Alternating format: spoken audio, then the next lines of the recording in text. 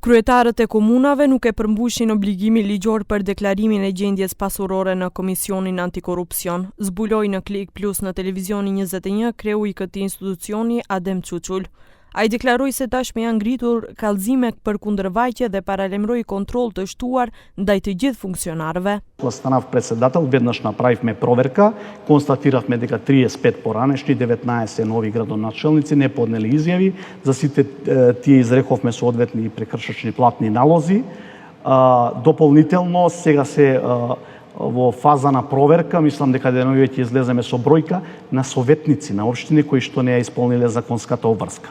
Исто така ги проверувавме и судиите и обвинителите. Çuçul paralajmëroi se institucioni përgatit për zgjedhje të 10 rasteve më të rrezikshme për analizë të mëtejshme, bazuar në vlerësim të rrezikut nga korrupsioni.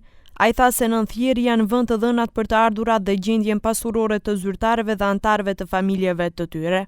Ние, за да покажеме проактивност, овој пат се одлучивме да одиме на највисоките државни функционери, за кои во јавноста и најмногу би се побудил интерес за проверка на нивниот имотен статус.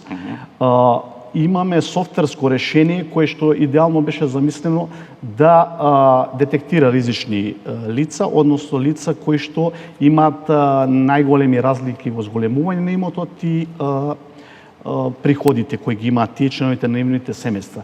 Kreu i antikorrupsionit i ftoi qytetarët të denoncojnë raste korrupsioni dhe porositi se komisioni mbetet i hapur për denoncime të drejtë për drejta.